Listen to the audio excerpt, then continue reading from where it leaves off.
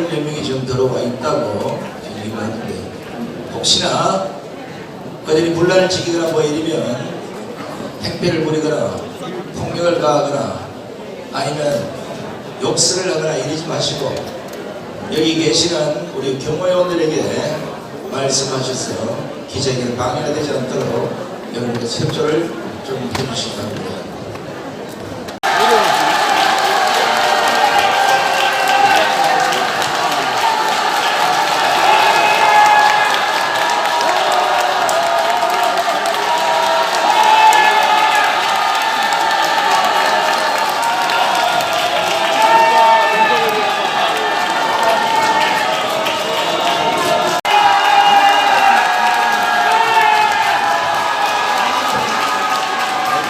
네, 알겠습니다. 자, 조용히 좀 해주시고요.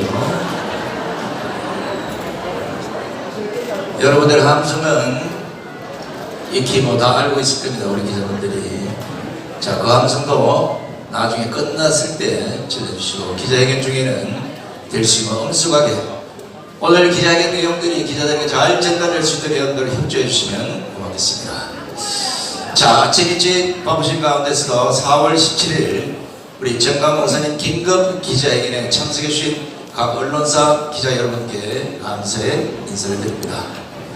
재차 말씀드리지만 정강 목사님의 말씀 한마디 한마디가 지금 전 언론에 도배가 되다시피 합니다.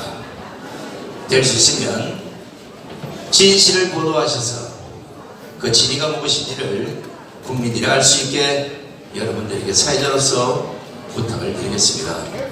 오늘 사회를 맡은 손상입니다. 고맙습니다.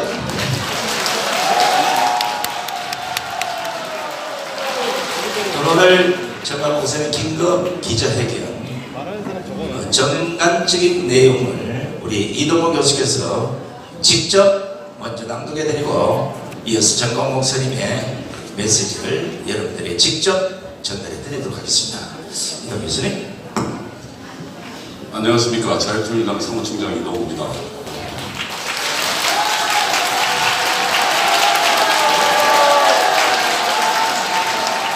오늘 정광훈 목사님이 발표하는 내용은 굉장히 중요한 내용인 만큼 사실 정광훈 말씀의 요지는 빼고 말씀의 맥락 중에 빠진 몇 가지 부분만 가지고 계속 좀 왜곡하는 부분이 있어서 오늘은 정광훈 목사님의 입장문을 제가 먼저 낭독을 하고 정광훈 목사님께서 부연 설명하는 그런 방식으로 하겠습니다. 제가 정광훈 목사님의 오늘 기자회견문을 낭독하도록 하겠습니다. 국민의 당원가입운동 공천권 폐지 후보자 경선을 요구합니다. 정광훈 목사입니다. 저는 오늘 하나님과 대한민국에 충성하는 한 시민으로서 국민 여러분들께 절체절명의 위기에 빠진 자유민주주의 체제를 구해내고 여세를 몰아 자유통일로 직진 대한민국 헌법 제1조가 약속한 대로 한반도 전역에 민주공화국 건설을 완성하는 방도에 대해서 설명드리고자 합니다. 저를 두고 목사가 왜 정치를 하느냐, 왜 국민의힘 당원운동 가입운동을 하느냐, 심지어 제가 추천하여 가입시킨 당원들을 색출하자는 이야기까지 나오고 있다는 사실을 잘 알고 있습니다. 그런 분들에게 되묻고 싶습니다. 오죽하면 목사가 나섰겠습니까? 하나님의 종 이승만 대통령이 기독교 정신으로 세우고 박정희 대통령이 발전시킨 이 나라가 소수의 공산주의자들과 그들에 의하여 선동된 상당수 국민들의 잘못된 판단에 의하여 공산화 길로 접어들었는데, 이를 지켜보고 있는 종교인들이 나는 정치를 하지 않는다 하면서 국익에 의한 행동을 하지 않는다면 그것은 김일성 세력을 위한 봉사가 아닙니까? 제가 그렇게 살았다면 저는 욕쟁이 목사라고 비판받을 일도 없고 감옥에 3번 갈 일도 없었을 것입니다. 제가 욕을 한 것은 사실입니다만 문재인을 포함한 김일성 세력에 대해서만 욕을 했습니다. 여러분, 악당과 반역자들에게 대하여 하는 욕이 거슬리십니까?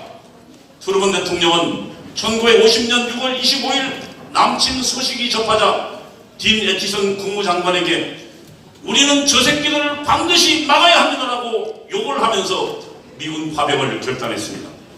그는 기자회견에서도 남침을 맞았다는 습격 사건이라고 규정, 유엔군 출동을 지지했습니다. 트루만의 파병 결단은 이승만 대통령이 무초 대사에게 우리는 남녀 도소가 다 나와서 몽둥이와 돌멩이를 들고서 싸우겠다라고 말한 데 대한 응답이었습니다. 트루먼 대통령이 문재인처럼 얌전하게 나는 남쪽 대통령, 김정은은 국무위원장, 6.25는 내전이라고 했다면 저나 여러분들은 지금 김정은 치하에서 살고 있었을 것입니다. 제가 국민의힘 당원 가입운동을 했다고 욕합니다. 대한민국 헌법은 정당이 국민의 의사를 받들도록 명령했는데 그 명령을 따랐다고 저를 비방하는 이들이 보수를 자처하고 있으니 제가 나설 수밖에 없었습니다.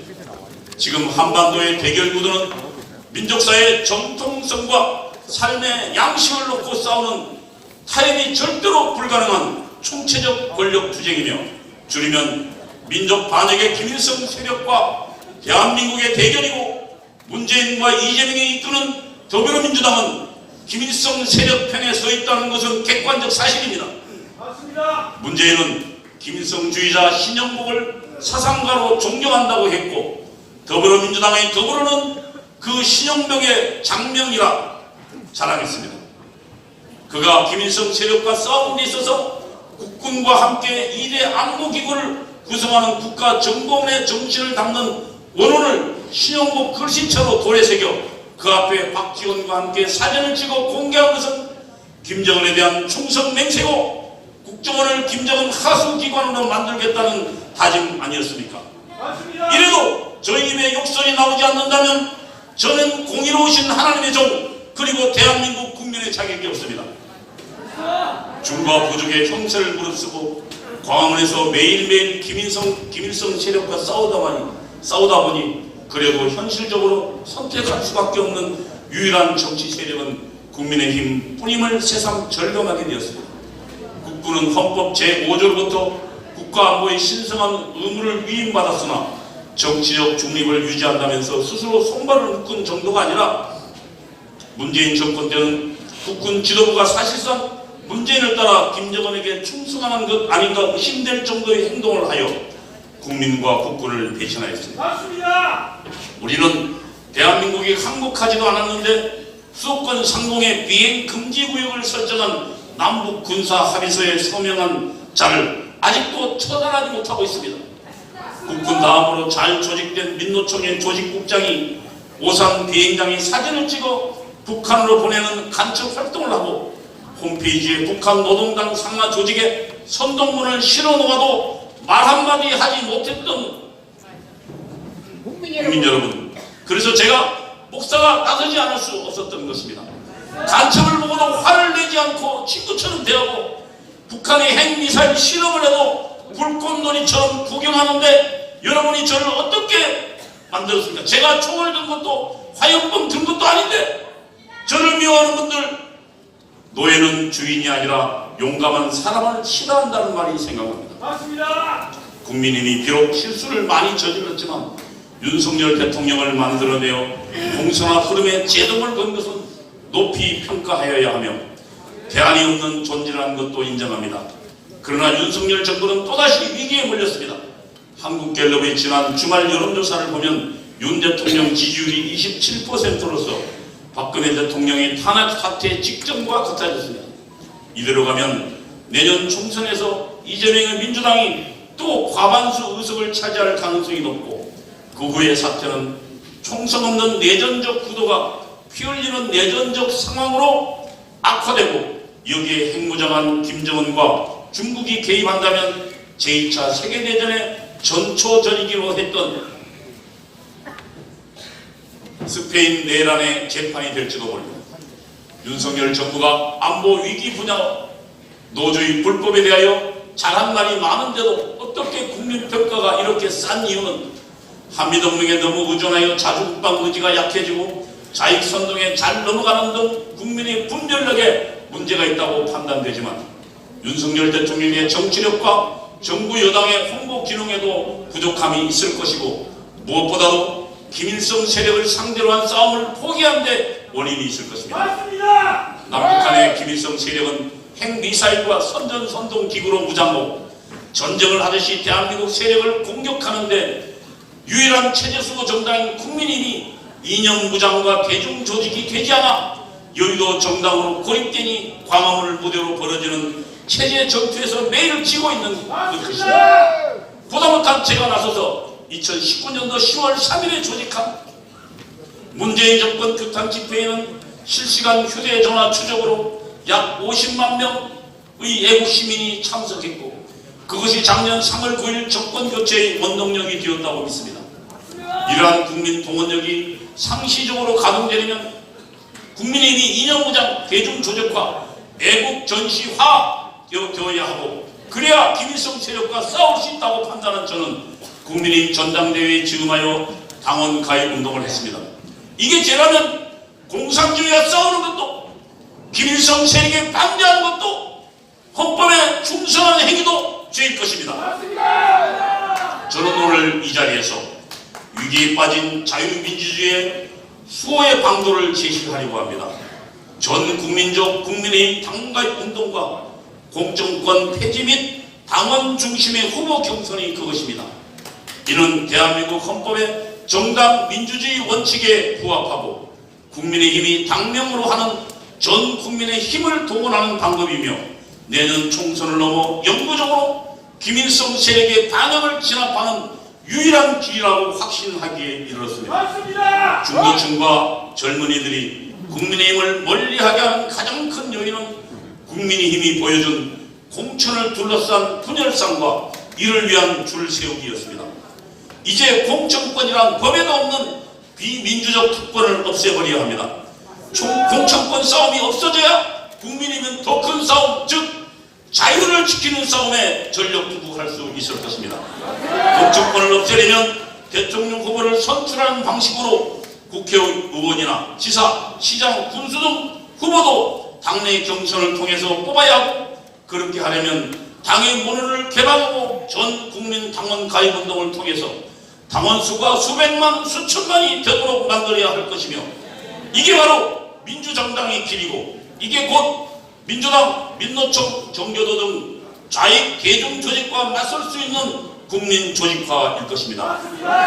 예컨대 대한민국 헌법 정신으로 무장하고 당비를 내는 국민의힘 진성 당원이 1000만 명이 된다면 저는 민주당, 저는 민노총, 저는 정교조, 저는 MBC가 존재할 수 있겠습니까?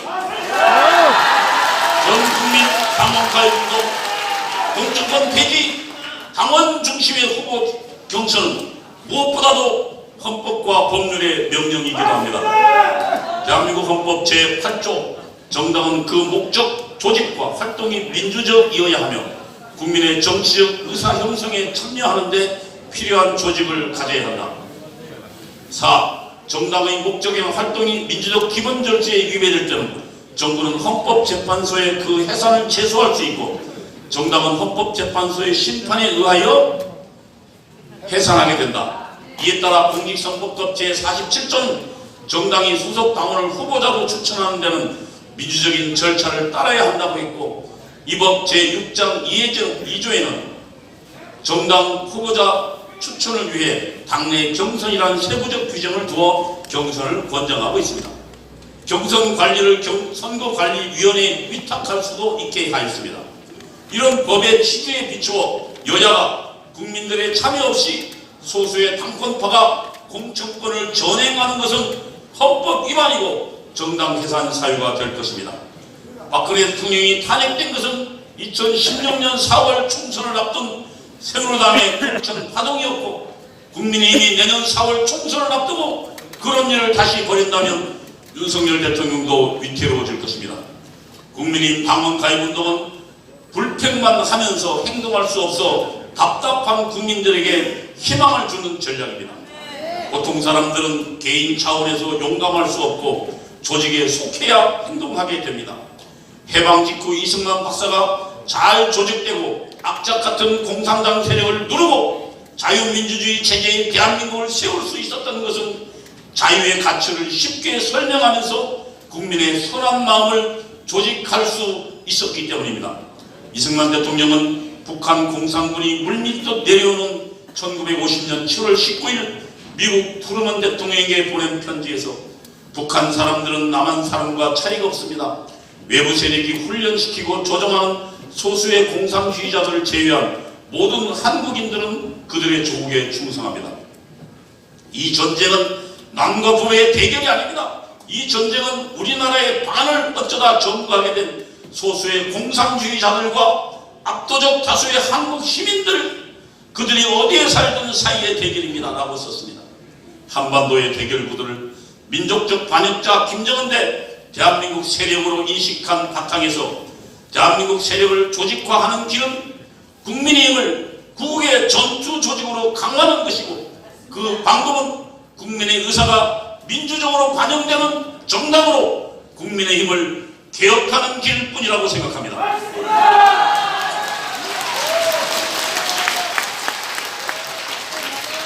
국민의힘 가입운동은 당과 국민을 다 함께 활성화시킬 것입니다.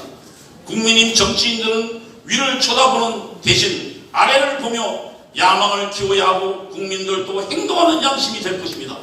저는 남녀노소와 지역을 초월한 모든 국민들, 특히 공산주의와 불구대청의 원수일 수밖에 없는 기독교, 불교도, 천주교도 등 모든 종교인들은 경쟁적으로 국민의힘 당원 가입운동에 참여할 것을 호소합니다. 국민의힘 지도부의 응답을 기다리면서 지금까지 정당 민주화를 요구했던 모든 분들과 연대하고 싶습니다. 당원 가입운동, 공천권 폐지, 후보자 경선, 국민의힘이 호응하지 않으면 이루어질 수 없으므로 국민 여러분들께서도 국민의힘에 선한 영향력을 행사해 주시기 바랍니다. 저는 국민의힘이 공천권을 폐지하고 이를 국민에게, 당원에게 돌려줌으로써 미국의 공화당이나 민주당 같은 진정한 국민정당으로 거듭 태어나는 길만이 김일성 세력 문제를 해결하는 유일한 대전략이라고 생각하며, 이것이 국격에 맞는 정치개혁이고 헌법 1조 3조 4조가 명령하는 자유통일의 신성한 의무를 다하는 국민된 의무라고 믿습니다. 오늘 저의 이 제안을 한국의 오피니언 리더들이 진지하게 검토해 주실 것을 호소드립니다. 저는 이를 위하여 하나님의 종 이승만 정신의 계승자, 그리고 한 국민으로서의 의무를 다하여 봉사할 것을 다짐합니다. 경청해 주셔서 감사합니다. 정말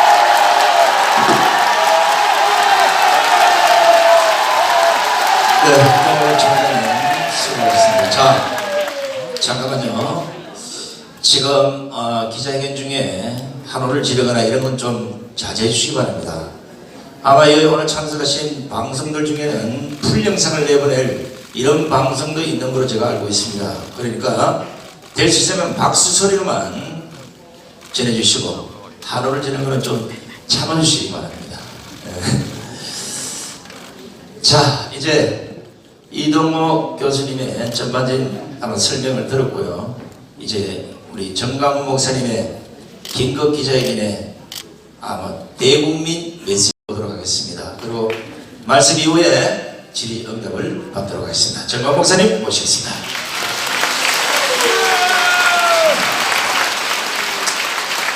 존경하는 국민 여러분, 그리고 1200만 기독교인 여러분, 30만 목회자, 25만 장로님 여러분, 특별히 지금 거대한 감옥에 갇혀서 태어나서부터 죽을 때까지 감옥에서 살아야 되는 2500만 북한 동포 여러분, 저는 오늘 이 시간에 역사의 분기점에 지금 서 있습니다.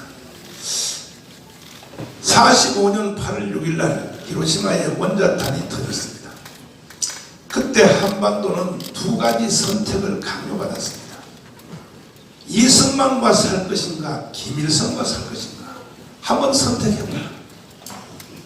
또 하나는 자유민주주의, 자유시장경제, 한미동맹, 기독교 입국론에서 살 것인가, 아니면 공산주의, 사회통제경제, 중국을 친구로 하는 조중동맹, 그리고 주사파 종교에서 살 것인가, 한번 선택해보라. 그때 우리나라는 5000년의 역사 가운데 가장 현명한 선택을 했습니다. 남한은 대한민국을 선택했습니다. 안타깝게도 북한은 공산주의를 선택했습니다. 70년 동안 살아봤더니 모든 것은 끝난 것입니다. 우리는 세계 자랑스러운 10위권의 대한민국이 되었습니다. 북한은 같은 민족이고 나라지만 미안하지만 거지 나라가 됐습니다. 불량 국가가 됐습니다. 이와 같은 것이 역사적으로 분명히 나타났음에도 불구하고 이 대한민국의 주사파 세력과 아직까지도 남아있는 남노당의 찌꺼기들이 연합하여 문재인 대통령은 제주도의 4.3 사건에 가서 이렇게 선전포고를 한 것입니다. 자, 한번 들어봐 주시기 바랍니다. 문재인 대통령이 제주도에 가서 무슨 말을 했는가? 이것은 대한민국에 5,300만원을 놓고 북한에 2,500만원을 놓고 선전포고를 한 선전포고의 문장입니다. 문재인 씨는 이렇게 내질렀습니다. 한번 들어봐 주십시오. 그러나 누구보다 먼저 꿈을 꾸었다는 이유로 제주는 처참한 죽음과 마주했고, 지난날 제주가 꾸었던 꿈이 지금 우리의 꿈입니다. 자, 특별히 이 자리에 오신 언론인 여러분, 이 말을 잘 해독하셔야 됩니다. 제주 4.3 사건 남노당들이 꿈을 꿨던 꿈이 우리의 꿈이다. 맞습니까? 맞습니까? 지금 제주 4.3 사건에 대하여 논쟁이 심각하지만은 그 과정 중에서 양민이 학살되었다는 것은 분명한 사실입니다. 그러나 그와 같이 동기가 일어난 것은 김대중 대통령도 반드시 선포하기를 이것은 공산주의자들의 무장폭동이라고 김대중 대통령도 그렇게 말했습니다. 그러나 그 중에서 죄 없는 양민들이 학살된 것은 국가가 보상해야죠. 누가 그걸 뭐라고 합니까? 그러나 문재인은 아예 뿌리 자체를 뒤집어서 우리 한민족 7천만 해외 동포 850만 전체를 향하여 반역의 선언을 한 것이 뭐냐? 제주도 무장폭동이 일어난 남노당의 그 정신이 우리의 꿈이라고 했습니다. 우리의 꿈. 그러면 남노당의 꿈이 우리의 꿈이라면 대한민국은 다 북한 같은 나라로 가야 된다 하는 선전포고가 문재인의 선전포고입니다. 기자 여러분, 언제 시간 되시면 시간 관계없이 저하고 한번 토론해 보실래요? 도대체 이 말이 무슨 말입니까? 그럼에도 불구하고 지금 대한민국은 이러한 반역, 국가 반역자의 선전포고를 듣고도 국민들이 가만히 있고 이것들에 대해서 정리를 해야 될 주력 정당인 더불어민주당, 이건 주사파 정당이 되어서 대한민국을 해체하고 북한으로 가져가는 연방제 통일을 주장하고 있고, 이것을 저지해야 될 국민의힘 정당은 이와 같은 흐름에 대해서 전혀 감각이 없이 자기들끼리 내부 총질만 하고 싸움만 하고 앉았으니, 내가 볼 때는 이 대한민국은 희망이 없게 됩니다. 겨우 자유우파 국민들과 우리 강화문 애국운동자들이 일어나서 윤석열 대통령을 당선시키고 정권 교체를 했지만 이것이 완전히 이긴 것이 아니고 겨우 대한민국이 망하는 것이 5년 연기되었을 뿐입니다. 5년 후에, 아니고 반대로 1년 후 돌아오는 총선에서 자유우파 국회의원들이 과반수를 못하게 되면 이 나라는 그날로부터 끝이 난다는 사실을 온 국민들은 잘 기억하시기를 바랍니다. 저는 양당에다가 단호히 요구합니다. 왜 제가 이렇게 요구하냐 하면은 우리 그 대한민국이 건국되는 과정을 보면 남한은 박헌영의 남로당이 점령했고 북한은 김일성이가 들어와서 북한을 완전히 점령할 때 그때의 유일한 희망인 기독교인들이 오판을 했습니다.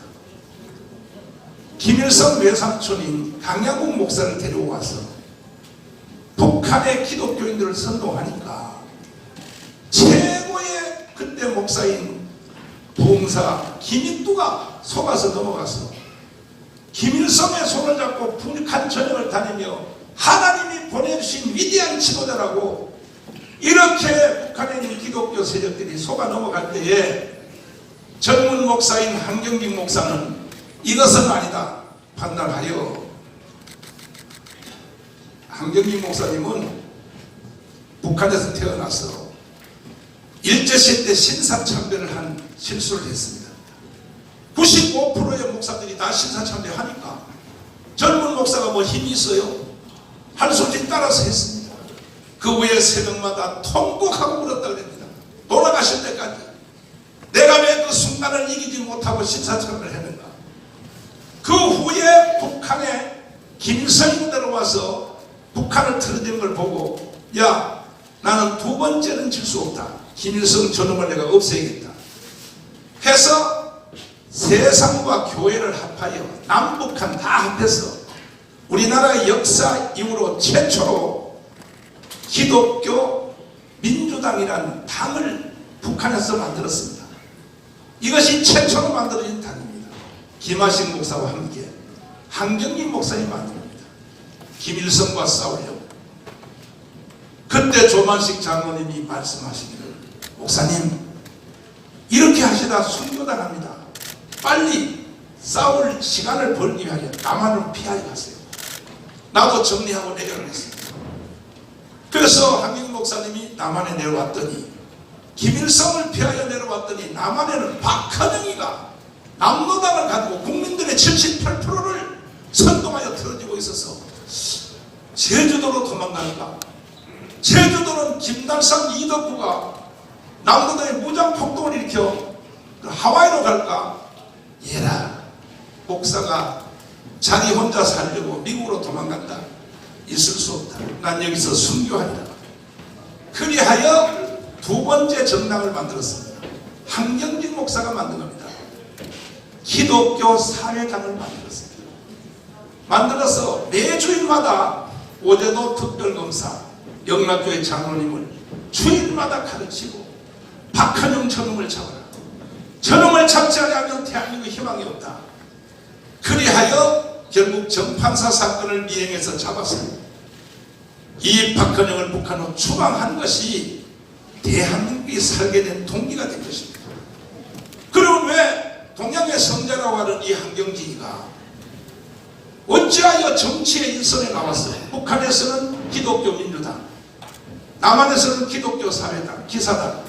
왜 만들었을까요? 이분은 브리스턴에서 박사학위를 받은 사람입니다. 세계 역사를 잘 아는 사람입니다. 그래서 나라가 위험할 때는 종교인들이 일어나서 특별히 기독교가 일어나서 이 운동을 하지 아니하면 국가가 바로 살 수 없다는 것을 한경직은 잘 알고 있었기 때문에 기독교 민주당, 기독교 사회당을 만들어서 운동을 하다가 이승만 대통령이 귀국하여 정치하는 걸 보니까 이건 당만 자유당이지 속성은 기독당하고 같은 거예요. 그래서 해체하고 이승만의 자유당에다가 갖다 바쳐서 기독당이 없어진 것입니다.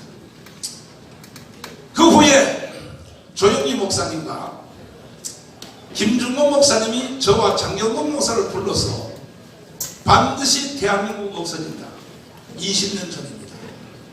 반드시 한국교회 없습니다. 두 젊은 목사가 빨리 기독당을 만들어 여의도에 국회의원 2명이라도 집어넣어야 된다. 이래야 국가가 살 수 있다 하여 저희들은 원로들의 뜻을 받들어 행동태문으로 25년 동안 정말로 고생 많이 했습니다. 해보니까 안 되더라고요.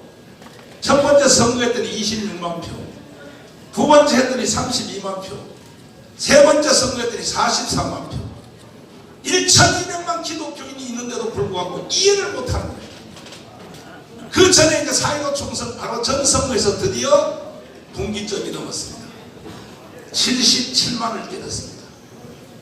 그리하여 최소한 이제 당원이 100만 명 가까이가 확보된 것이 현실입니다. 한번 선관위 가서 조사해 보세요, 기자 여러분. 우리는 정치를 목적으로 하는 정당이 아닌 것입니다.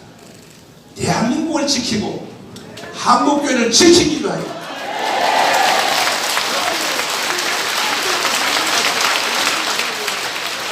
이렇게 진행하던 중에 가장 큰 사건이 무엇인가? 지난 정권에서 대한민국을 종전협정, 평화협정, 그리고 주한미군 철수, 그리고 연방제 통일, 전쟁 없이 통일하자, 이 문재인 세력이 국민들을 사기를 쳐서 진행했던 이것에 대하여 강력하게 대응하여 우리는 비가 오나 눈이 오나 강원에서 모여서 하늘의 하나님께 부르짖고, 여기 또 응천 스님을 비롯하여 불교 세력과 천주교 세력이 함께 연합해서 5년 동안 투쟁을 해서 우리가 드디어 대한민국을 다시 살려내고 윤석열 대통령을 대통령 만들어서 정권 교체를 이룩한 것이 그동안 우리가 해온 모든 일에 가장 큰 일이 이루어진 것입니다.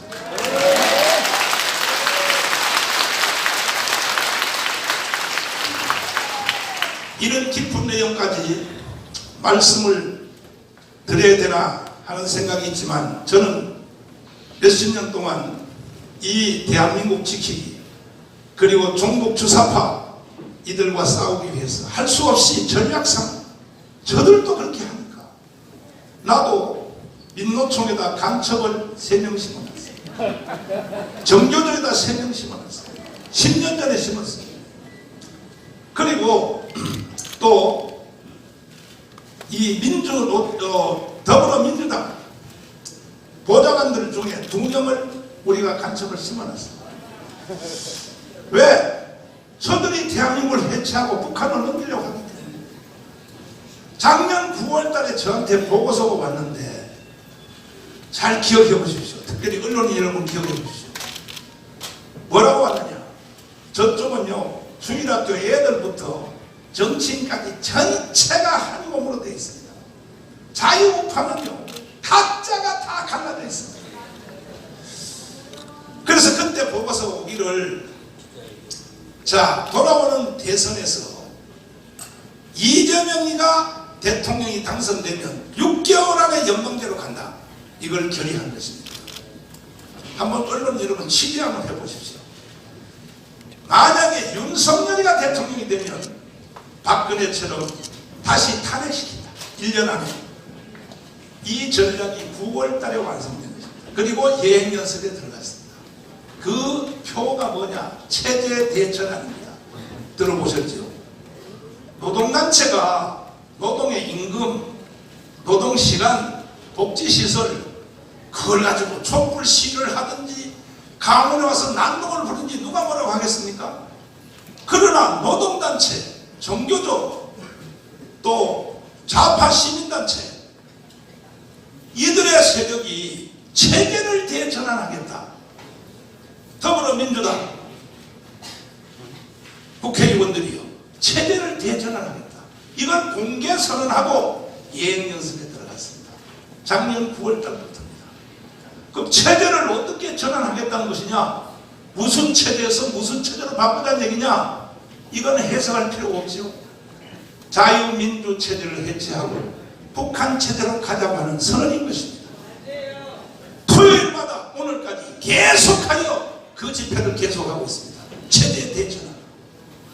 이런 것을 문재인은 저쪽의 세무의 두려움으로서 남노당의 꿈이 우리의 꿈이다 이렇게 선전포고를 하고, 민노총은 체제 대전환이라고 하는 이러한 선전포고를 함에도 불구하고 국민들의 절반이 속아서 도대체가 무슨 일이라는지를 모르고 있다면 이 대한민국은 절대로 오라가지 못하고, 길어봤자 5년 아니면 1년 후에 총선에서 져버리면 대한민국은 지구촌 역사에서 사라질 것이라고 판단하는 것이 저의 생각입니다.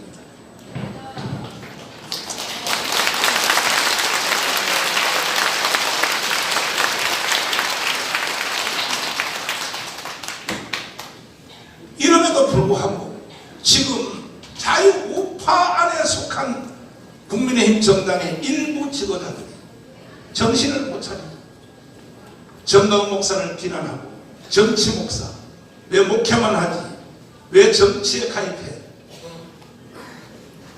이게요 도대체가 이 국민들이 너무 공부를 안 하고, 국민들이 공부를 안 한다는 것은 기자님들이 공부를 안 하기 때문에 국민들에게 거짓말을 계속 기자님들이 전달하니까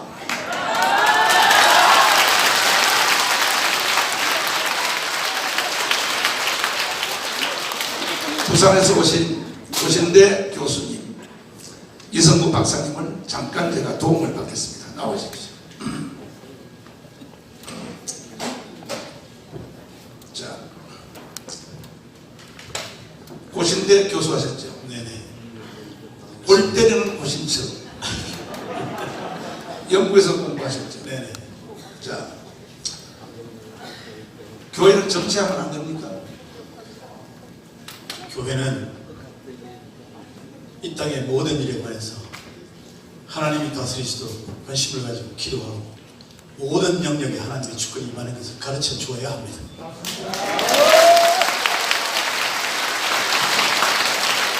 칼빈주의 아브라함 카이퍼가 어떤 사람입니까?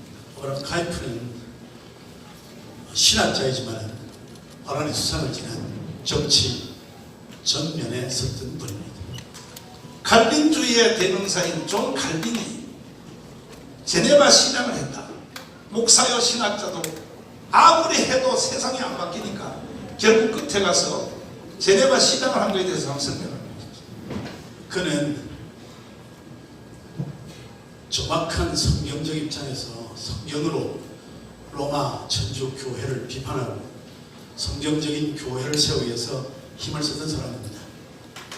그리고 그는 제네바시 전체를 다스리는 의회를 구성하고 거기에서 주도권을 행사하고, 그리고는 제네바 대학을 세워서 지속적으로 나라를 성경적인 나라로 만드는 일에 인물을 키우는 그런 측면에서 교회가 모든 일에 책임을 져야 한다는 것을 몸으로 증명한 분입니다. 네. 서영 박사님 오셨나요? 잠깐 한번 보시겠습니다. 이분은 총신대에서 일생 교수를 하시다가 작년에 은퇴하셨는데, 이분이 쓴 영국에서 논문은 영국의 박물관에 보관되어 있습니다. 신학자 중에 신학자의 황금이 나은 세계적 신학자입니다. 짧게 한번 물어보겠습니다. 박사님, 예. 지금 정강훈 목사가 정치한다고 온 대한민국이, 그것도 자유우파 국민들까지, 더 좁혀 말하면 국민의힘 정당의 국회의원들이 저를 욕을 바가지로 하고 있거든요. 교회 정치하면 안 됩니까? 방금 전에 이성규 교수님께서 말씀하신 것처럼 우리 기독교인들, 특히 성직자인 목사들은 하나님의 명령을 따라서 온 세상을 하나님이 다스리시는 그 명령을 준행하기 위해서 땅끝까지 복음을 전파해야 됩니다. 자, 유럽 구라파 2000년의 역사가 예, 기독교 정치로 이루어졌다는 거 아시죠? 그렇습니다. 영국, 프랑스, 스페인, 지금 선진국의 대부분이, 심지어 미국까지 기독교 문화권에서 지금까지 발전해 왔습니다. 자, 유럽 교회가 타락하니까 미국으로 도망간 사람들이 청교도죠. 예, 예. 청교도가 미국 가서 불과 200년 만에 세계 최고의 국가를 건설했는데, 정치 시스템을 만들 때 보스턴에서 예, 예. 이 상원의원, 하원의원 이 제도, 또 민주당, 공화당, 이거 미국에는 교회가 만들어준 거 아시죠? 예. 보스턴에서 성가대석에 앉은 사람이 상원의원, 평신도에 앉은 사람이 하원의원. 그리하여 미국은 아예 교회가 미국 전체의 정치 제도를 만들어줬고, 지금도 미국은 공화당, 민주당의 단임 목사를 가지고 있는 거 아시죠? 예. 그리고 또 상원의원, 하원의원에게 단임 목사가 되는 거 아시죠? 예. 그럼에도 불구하고 한국의 이 우파, 다시 말해서 국민의힘 정당에 더불어민주당 사람들은 당연히 모르겠지만 이러한 국회의원들이 한국 교회가 왜 정치하냐? 예배당에 쭈그려 앉아서 기도만 해야지. 어떻게 생각하십니까? 우리 기독교는 이혼론을 부정합니다. 하나님께서 창조 사역을 통해서 온 땅을 하나님의 나라로 만들도록 명령을 하셨기 때문에 성직자는, 특히 목사는 그 일에 선두에 서서 그 일을 집행해야 될 의무가 있다고 믿습니다.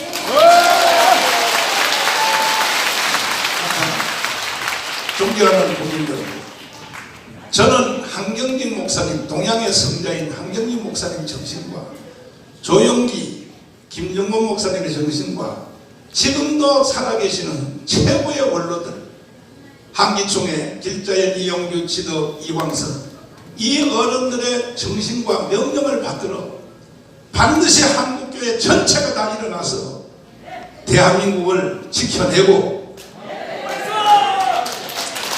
자유통일 완성될 때까지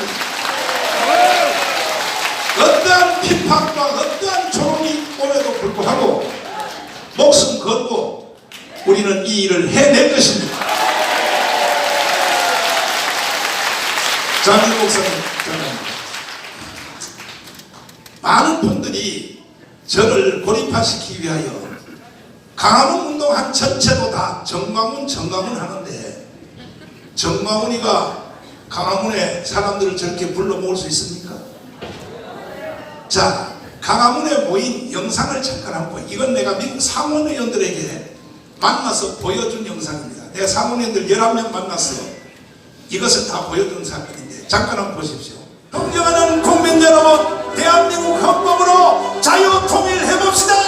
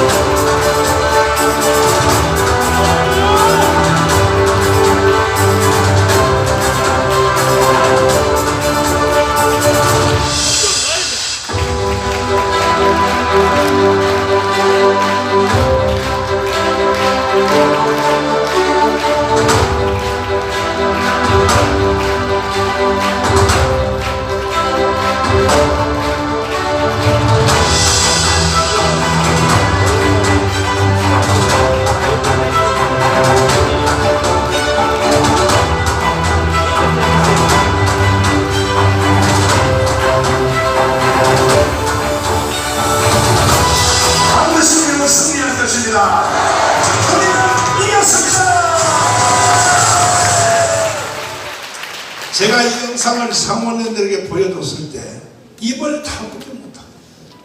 와우. 진짜 이거 너가 했냐? 봐라, 영상에 내가 앞에서 연설하고 있지 않냐?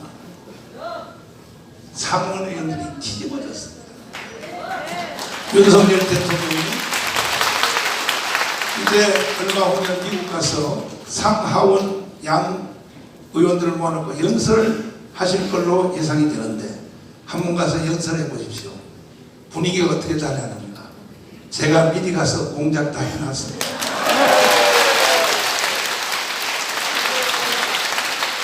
그럼에도 불구하고 지금 정광훈이라고 하는 사람 하나를 딱 분리시켜서 저를 죽이려고 하는데 이건 누굽니까? 북한의 짓입니다. 지금 북한은 남한의 모든 진지를 점령을 다 했습니다. 언론 완전히 점령했습니다. 대한민국 언론이 대한민국 언론입니까? 북한 언론입니다. 북한 언론.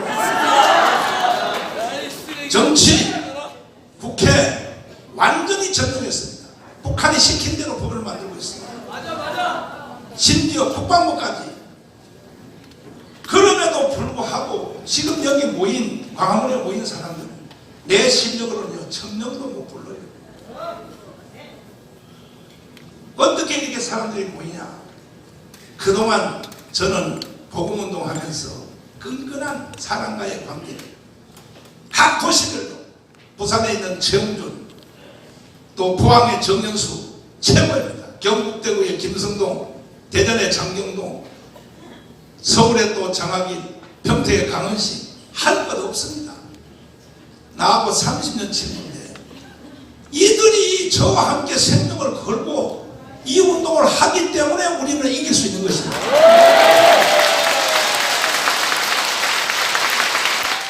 누구도 장학인 목사하고 나하고 분리시켜 놓을 수 없습니다. 우리는 형제 이상의 생명 공동체입니다.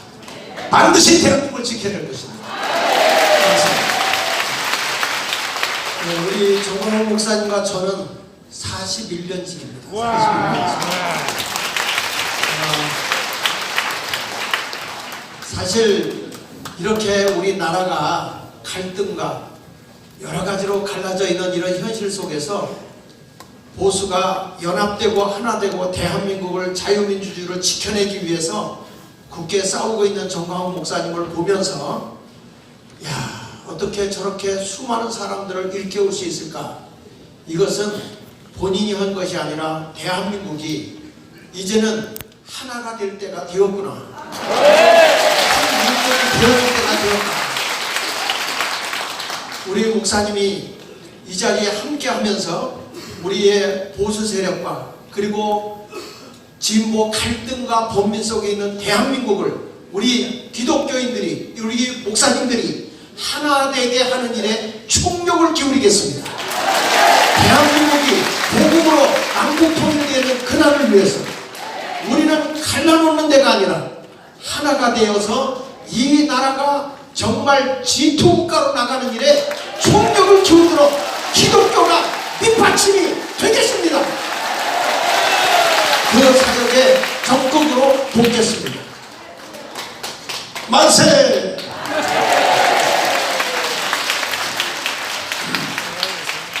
자, 지나간 대통령 선거는 선거가 아니라 사기였습니다. 사기. 왜 그런가? 저쪽에서 선거하는 주제가 뭐냐? 평화협정. 자, 플래카드 띄워주세요. 평화협정, 종전협정, 그리고 중앙미군 철수, 그리고 뒤에다가 선악과 하나를 붙여놨습니다.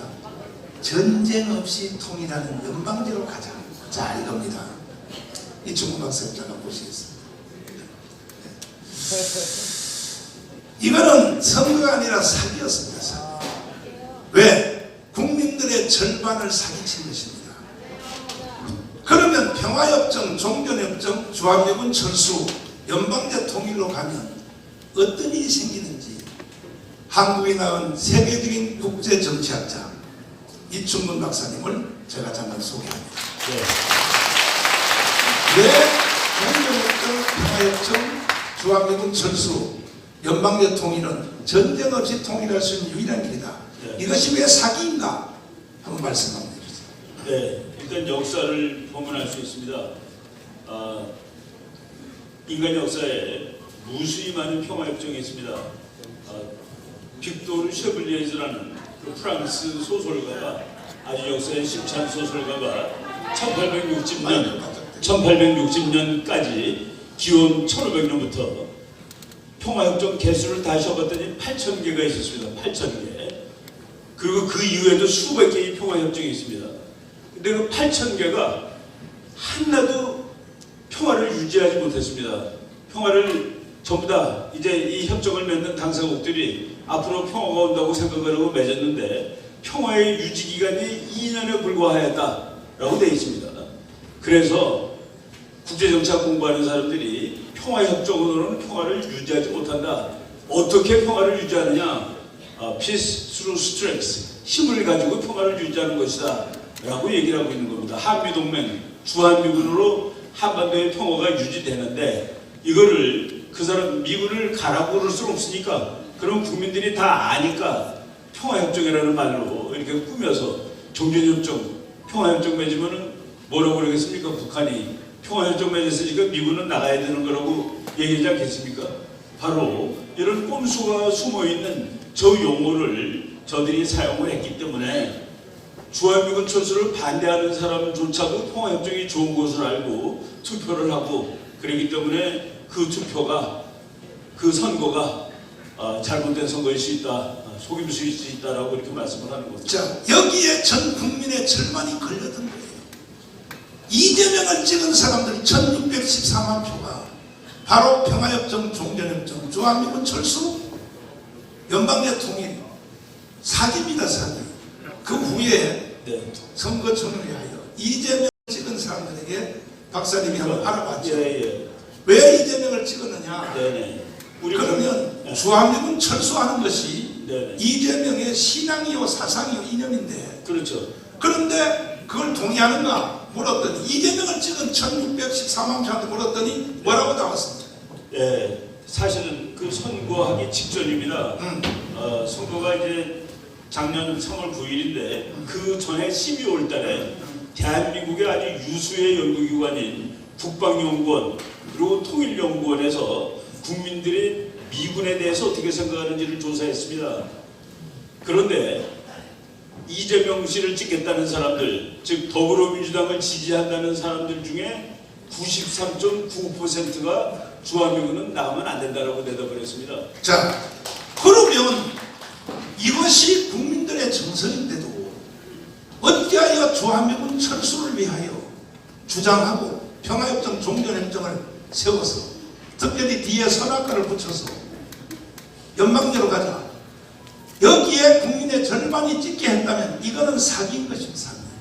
자, 황교선 장군님 잠깐 모시겠습니다.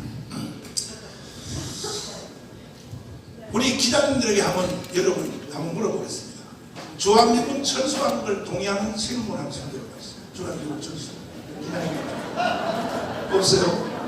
그러면 괜히 중립을 취하지 마세요. 솔직히 해야 될 사람은 주한미군은 철수하면 안 된다고 생각하시면 한 손 들어보세요. 기자들 다 손 드시네요. 기자들. 내가 기자님들에게 박수 한번 쳐드리겠습니다. 지금 손 드신 기자님들 여러분들이 대한민국의 희망인 것입니다. 왜 그러냐? 주한미군을 철수하면 이쪽으로 가까이 오시죠. 어떤 일이 생기는지를 짧게 한번 말씀드리겠습니다. 우리 별 3개 스리스타 출신이고 1군단장을 하셨고 정말로 군대에서 생명을 바쳐 봉사하시고 몇 년 전에 제대했습니다. 한미연합사에서 또 근무했습니다. 제가 주한미군 철수에 대해서 간략하게 말씀드리겠습니다. 여러분 지금 세계 모든 선진국 중에 탑5 안에 들어가는 선진국들이 어디겠습니까? 주한미군들이 2차 세계대전 태평양 전쟁 이후에 가장 많은 큰 규모로 지금까지 장기적으로 주둔하고 있는 곳입니다. 1위가 일본입니다. 2위가 독일입니다. 3위가 우리입니다. 4위가 이탈리아입니다. 5위가 영국입니다. 다 보십시오. 왜 그러면 2차 세계대전에 이겼지만은 폐허가 된 그 잿더미에서 일본 같은 경우는 원자탄을 맞았습니다. 우리는 6.25를 또 겪었습니다. 그런데 어떻게 이렇게 선진국에 올라설 수 있습니다. 여러분, 안보에 들어갈, 군사 대비에 들어갈 그 규모의 예산을 미국이 담당한 겁니다. 미군들이 담당합니다. 그 예산을 경제 성장으로 돌려서 지금 전부 세계 탑5 안에 들어가 있고 우리도 세계 6, 7위 안에 들어가 있습니다. 반면에 여러분, 미군이 있다가 철수했습니다. 전부 예외 없이 아주 당했습니다. 필리핀이 그렇습니다. 베트남이 그렇습니다. 아프간이 그렇습니다. 이런데 왜 전 세계가 부러워하는 한미 동맹을 상처를 주고 한미 동맹을 약화시키려는 그 사람들은 정말 이 나라에 정말 있어서는 안 됩니다. 다행히 우리 국민들께서 많은 분들이 거의 90% 이상의 분들이 주한미군에 대해서 긍정적인 생각을 가지고 있기 때문에 여러분, 주한미군 철수는 김일성 때부터 김정일, 김정일까지 계속된 주장입니다. 주한미군 철수하면 어떤 일이 일어납니까? 한 번 기회를 넣는 겁니다. 그런 북한에게 유혹을 주지 않기 위해서도 이 주한미군은 우리가 앞으로 한미 동맹을 가지고 여러분, 전 세계 G20 국가 중에서 미국과 친한 나라가 18개 국가입니다. 공산주의 국가 중국, 러시아밖에 없습니다. 역사를 잘 봐야 됩니다. 자, 김학성 교수님 잠깐 모시겠습니다. 이럼에도 불구하고 이 대한민국 국민들의 절반이 지금 사기를 당하고 있습니다. 자, 헌법학자 제1번이랍니다. 지금 대한민국의 헌법이 살아있나요? 지금 대한민국 헌법은 조문만 존재하지 실제로 대한민국의 헌법에 반하는 일들이 횡행하고 있습니다. 예를 들어서 문재인 정권이 9.19 군사 합의를 했던 것이죠. 대한민국의 주권을, 군사 주권을 포기한 것이다, 이렇게 볼 수가 있는 것이죠. 또 한미동맹을 완화시켰다. 한미동맹에 힘을 주는 것도 대한민국의 안보를 무너뜨리는 것이기 때문에 매우 잘못된 것이다. 반헌법적이다. 또 하나는 대한민국은 통일을 할 때 연방제 통일을 우리 헌법은 허용하지 않습니다. 우리 헌법은 명시적으로 자유민주적 기본질서에 입각한 남북한의 통일만을 가능하도록 헌법은 말하고 있는데, 이와 같은 헌법 원칙을 무너뜨리면서 이 통일을 지향하는 것도 헌법에 반한다라고 볼 수 있습니다. 가장 반헌법적인 행태는 조금 전에 목사님께서도 보여주셨지만 문재인 전 대통령이 제주 4.3을 남노당 반란의 본질을 갖고 있는 제주 4.3을 민주항쟁으로 역사를 왜곡하고 있는 것이고, 대한민국의 정체성과 대한민국의 계속성을 근본부터 흔들고 있기 때문에 반헌법적 작태다, 이렇게 제가 말씀드릴 수 있겠습니다. 자, 남노당의 꿈이 우리의 꿈이 될 수 있습니까? 절대 될 수 없는 거죠, 목사님. 그렇게 문재인을 반환했다면 헌법으로 적용하면 문재인은 어떻게 해야 되겠습니까?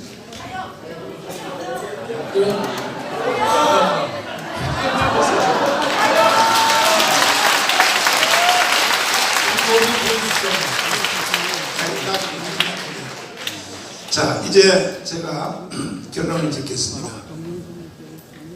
이 더불어민주당 정치 세력, 또 민노총, 정교조, 좌파 시민단체, 이 세력들이 대한민국의 헌법을 깡그리 무시한 것은 벌써 이미 오래전이고, 헌법에 대한 용어 자체가 다 비틀어나고, 국민을 인민으로, 국민을 사람으로, 대중 국민들이 쓰는 말 자체까지도 다 바꿔놨습니다.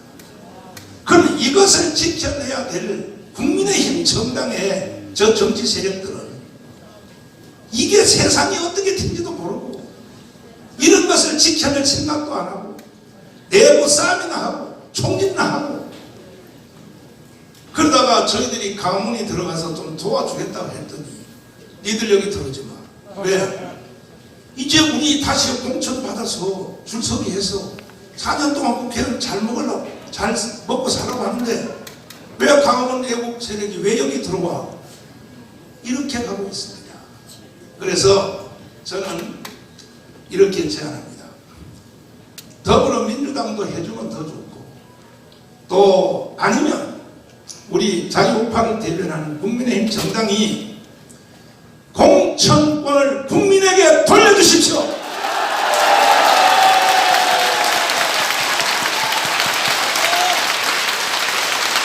왜 정치인 몇 사람이 공천권을 가지고 또 사기치려고? 절대로 저는 좌시하지 않겠습니다.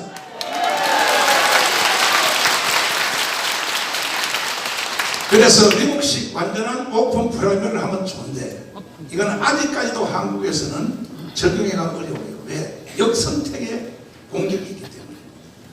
그러니까 이미 벌써 하고 있는 대통령 선거, 윤석열 대통령 선거할 때, 후보자 선거할 때, 또 지난 바로 당 대표 선거할 때 김기현 대표님, 그리고 최고위원 선발할 때 했던 방식 그대로 당은 한 달에 당비 1,000원씩 내는 이들에게 공천권을 돌려주시길 바랍니다.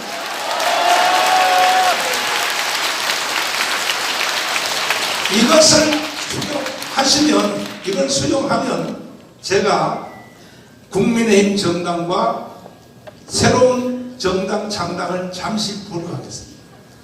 만약에 저의 제안을 받아들이지 아니하면 이제 나는 여러분들 때문에 대한민국을 북한에 내줄 수 없기 때문에 반드시 강화문을 중심하여 자유우파, 기독교, 불교, 천주교를 연대하여 반드시 새로운 정당을 만들어서 당신들의 버릇을 고쳐드리겠습니다. 제가 국민의힘 정당에 있는 각 정계 계파들에게 제가 말씀드립니다. 첫째, 이준석 전 당 대표님, 안철수 대표님, 그리고 친박 쪽에 있는 박근혜 세력 친박, 친이 세력에 있는 이명박 세력을 비롯하여 각 모든 진지의 사람들과 또 강화문의 안보 세력 대표, 그 다음에 자유시민 대표, 여성 대표 하여 저는 사회만 볼 테니까 전체 한 자리에 모여서 우리 대국민 통합 연석회의를 한번 하기를 진행합니다.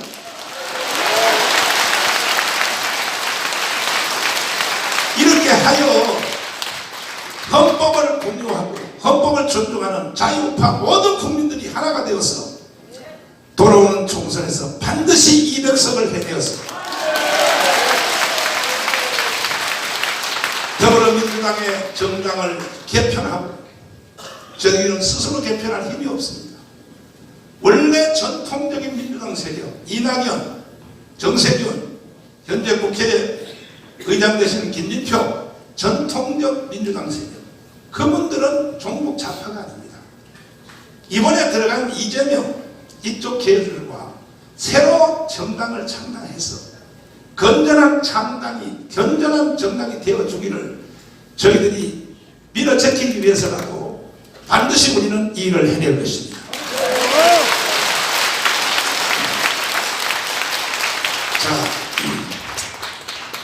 자, 그리하여 우리 응천 스님 잠깐 보시겠습니다.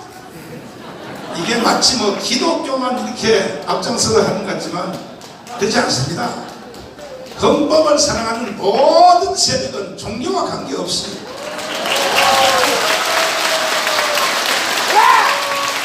지금 자꾸 정광훈 목사 본전을 분리, 독립, 왕따시키려고 별짓을 다 하고 있거든요.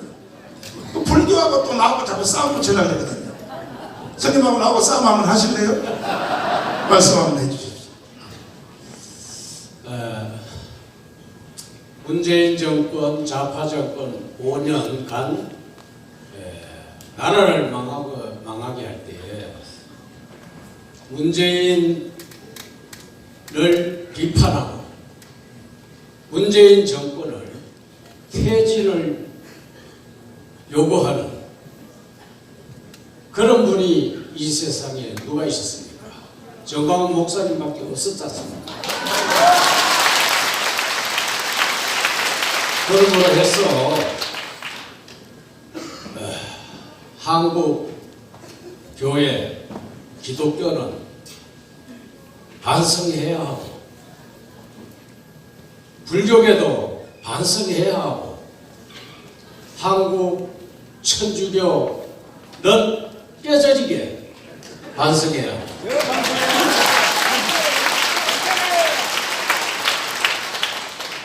왜냐하면 국가가 있어야 종교가 있기 때문에. 저는 스님이지만 정광훈 목사님 따라서 이렇게 나라가 위기에 처해 있을 때 불교계에서 아무도 나서지 않으니까 나라도 나서야 되겠다.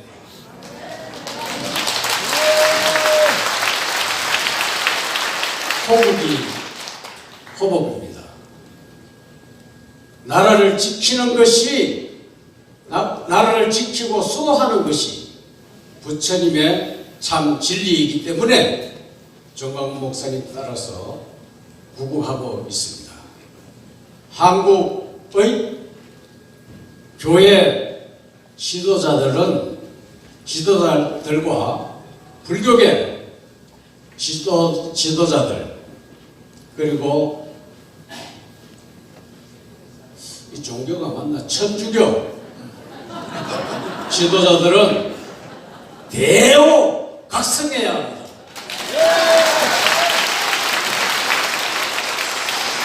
네, 브레이크카드 잠깐 한번 비춰주십시오. 이제 대한민국은 새로 정돈할 때가 되었습니다.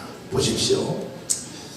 제가 이 브레이크카드를 10만 장을 찍어서 전국에 집집마다 대문 앞에 다 붙였습니다. 왜냐하면 자, 첫째, 적화 통일, 이게 연방제 통일입니다. 주한미군 철수, 그리고 평화협정, 종전협정, 이것을 주장하는 대표 선수가 문재인, 이재명입니다. 과연 이렇게 갈 것인가? 반대로 자유통일, 한미동맹 강화, 그리고 G2국가, 경제성장, 30년 동안 20% 이상 성장해요. 국가를 자유통일을 해서 G2국가로 가는 것을 이끄는 우리의 대표 선수는 윤석열 대통령입니다.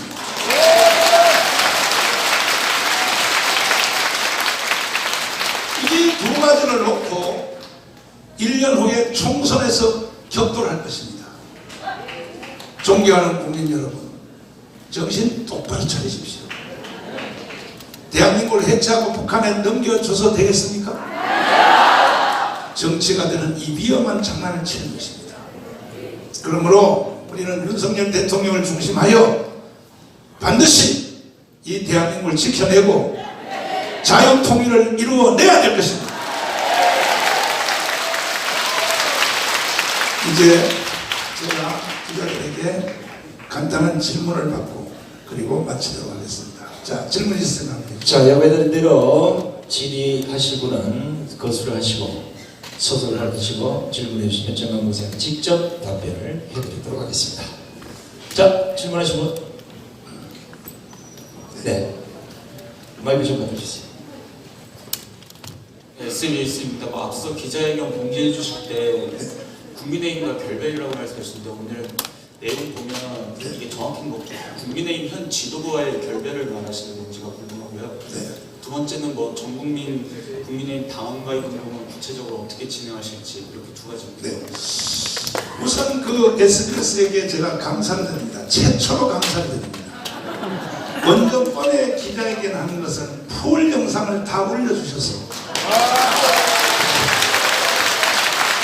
KBS에서도 제 기자회견을 풀로 최초로 다 올려줘서 KBS 기자회견도 감사합니다. 역시 오늘도 이 기자회견을 가감없이 풀로 다 올려주실 것을 제가 간절히 부탁을 드리고 오늘 사실 그 국민의힘 정당과 결별은 뭐냐면 우리 신당 창당입니다. 이렇게 선포를 했더니 국민의힘 정당 쪽에서 많은 분들이 저한테 요구를 했습니다. 목사님을 좋아하는 사람이 여기에 더 많이 있는데 아니 왜 홍준표하고 몇 사람 때문에 목사님이 우리를 버리고 가려고 합니까?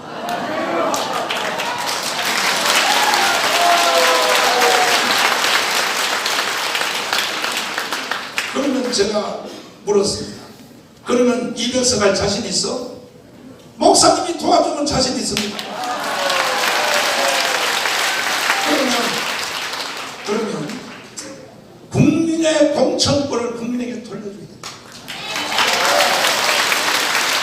내 정당에 몇몇 사람들이 공천 줄 세우게 해가지고 자기 정치 세력과 구축해서 장난치냐 이거야.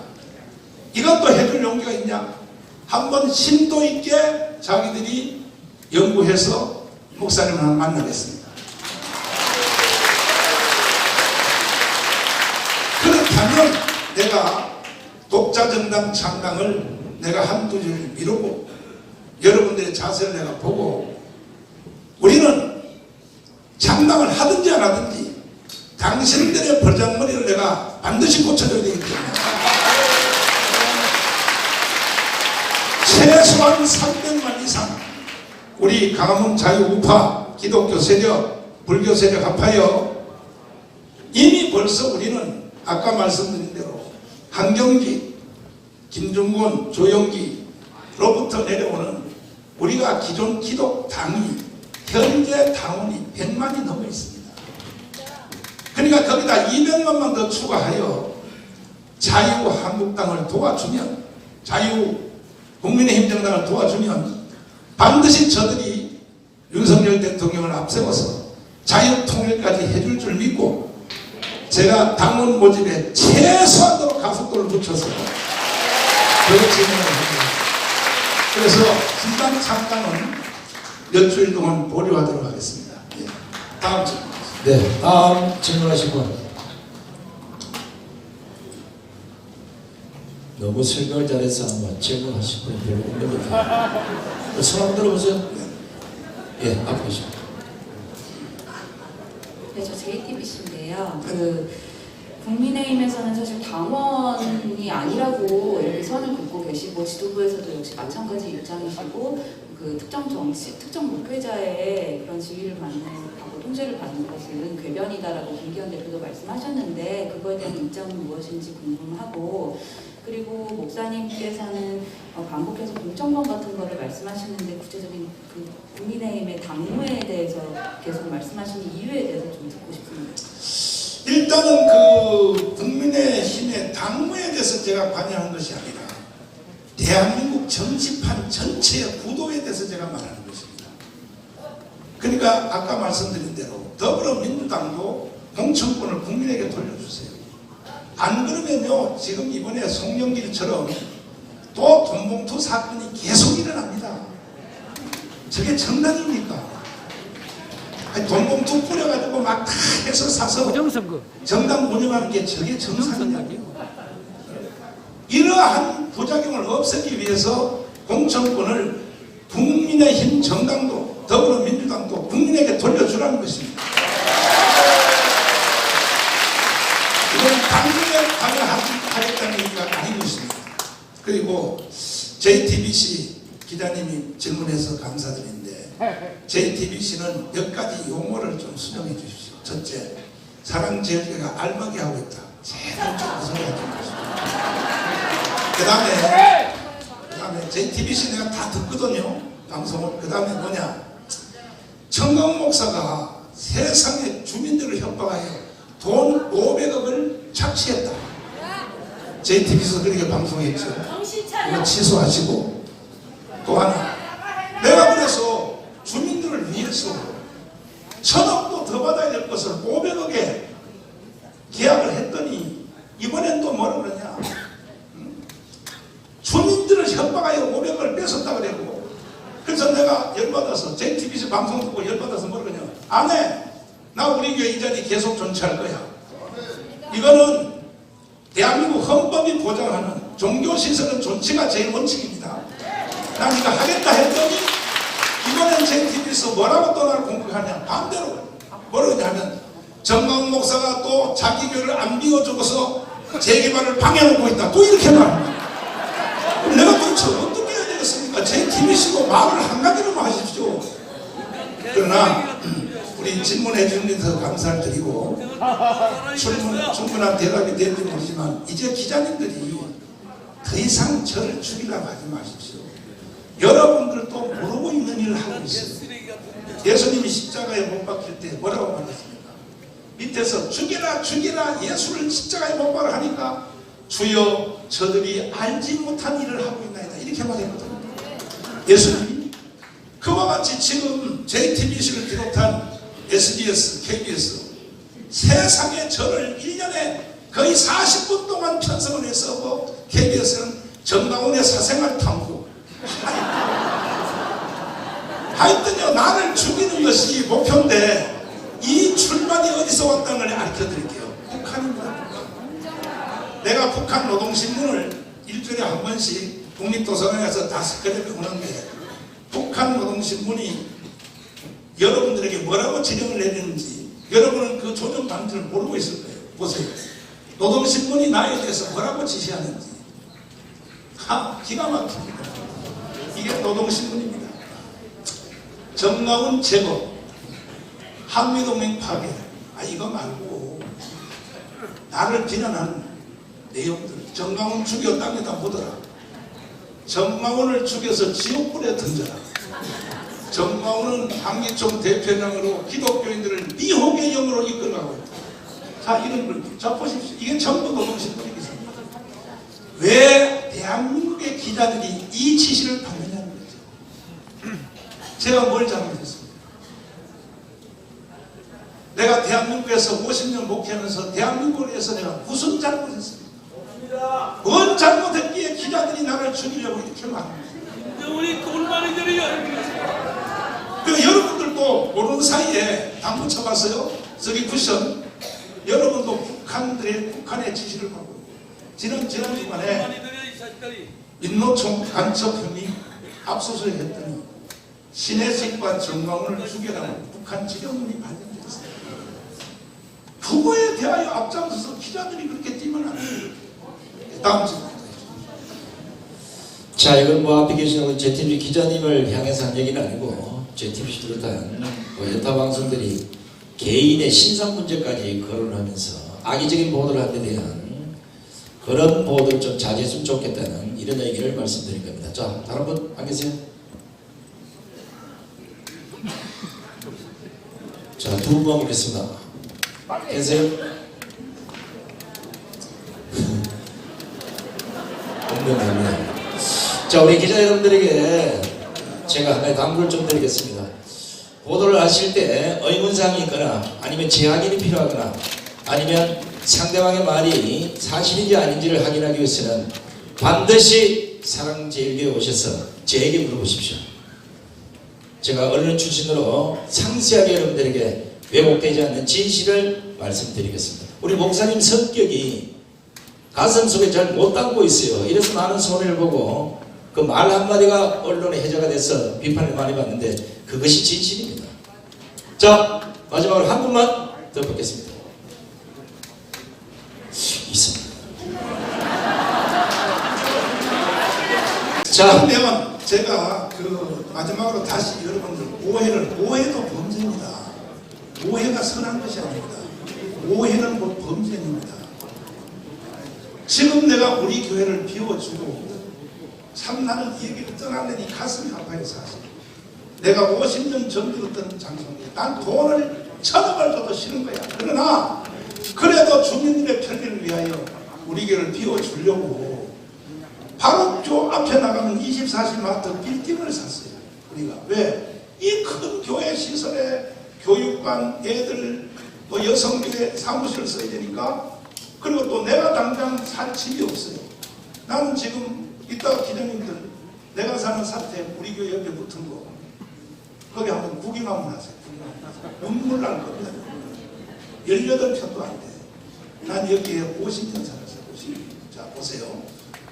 그래도 이제 나도 여기서 길거리 나갈 수 없으니까 나도 이제 살 집도 마련해야 되고 해서 빌딩 하나를 샀어요. 바로 앞입니다. 가시다 보십시오. 그랬더니 세상에 정가훈 목사가 또 알박이를 하려고 빌딩을 또 샀다. 그 다음에 우리 교회 새로 짓려면 최소한 2년 걸립니다. 2년 걸리면 그동안에 예배 어디서 드려야 됩니까? 2년 동안에. 그래서 요 앞에 빌딩 하나를 샀어요. 그거요 예배 드릴 수가 없어요 사실. 그래서 샀는데 세상에 그것을 알박이 했다고 언론들이 하도 해서 구청장이 토지 거래 허가를 거부해버렸어요. 언론들이 하도 선동하니까. 그래서 결국 글로도 못 가게 되고 계약이 파기되게 생겼습니다. 이거 언론사에서 책임져야 돼요. 그러면 우리는 못 가는 거야. 그럼 우리는 이 장을 떠날 수 없는 거야. 그래서 내가 어제 지난 주일날 이런 생각을 했어요. 차라리 교회 집 2년 동안은 주일날 대예배를 광화문 가서 해야 돼.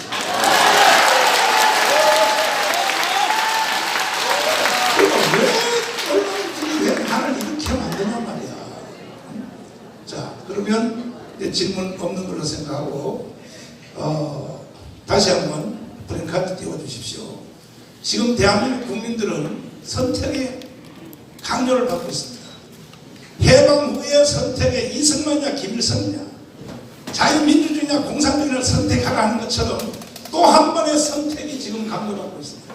자, 어느 쪽을 선택할래? 적파통일, 연방제 통일, 주한미군 철수, 평화협정, 종전협정, 문재인 이재명을 따라갈래? 아니면 자유통일, 한미동맹 강화, G2 국가, 연 20% 성장, 윤석열을 따라갈래? 대한민국 모든 국민들은 다시 한번 선택을 해야 됩니다. 저희들은 대한민국을 선택해 주시기를 간곡히 부탁드리고 저는 물러가도록 하겠습니다.